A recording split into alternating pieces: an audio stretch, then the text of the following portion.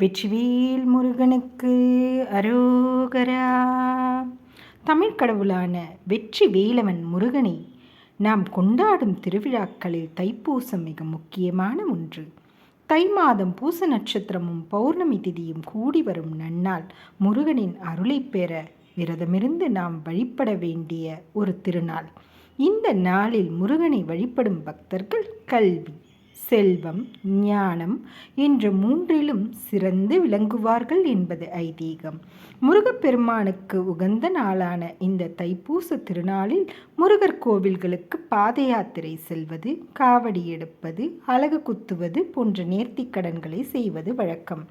India மட்டுமன்றி உலகில் எங்கெல்லாம் தென்னிந்தியர்கள் வாழ்கின்றாரோ, அதாவது இலங்கை, சிங்கப்பூர், மலேசியா, மொரீஷியஸ், தென்னாப்பிரிக்கா, பிஜி, ஆஸ்திரேலியா போன்ற நாடுகளிலும் தைப்பூசம் சிறப்பாக கொண்டாடப்படுகின்றது.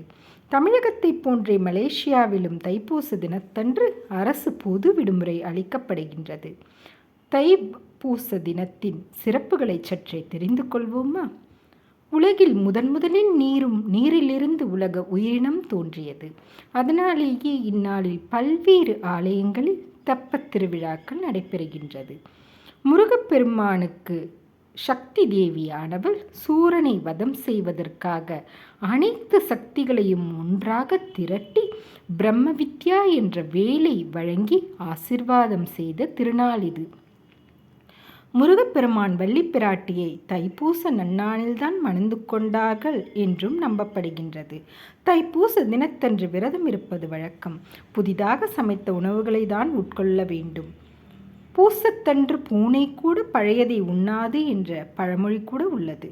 தைப்பூச தினத்தன்று நடைப்பயணமாக பழனி முருகனுக்கு காவடி எடுத்து வரும் பக்தர்கள் பாடிய பாடல்களின் தொகுப்பே காவடி சிந்து என்னும் பாடல்களாகும். வாடிய பயிரை கண்டபோதெல்லாம் வாடினேன் என்று பாடிய வள்ளலார் தைப்பூச நாளில்தான் ஜோதியாக மாறி இறைவனை அடிச் சேர்ந்தார்.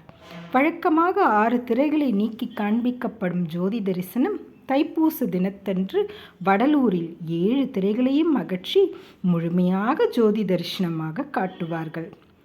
நெல்லையில் உள்ள தாமிரபரணி நதிக்கரையோரத்தில் நெல்லையப்பரை நினைத்து தவமிருந்த காந்திமதி அம்மன் தைப்பூச நாளில்தான் நெல்லையப்பரின் அருளை பெற்றார் என்று கூறுவார்கள்.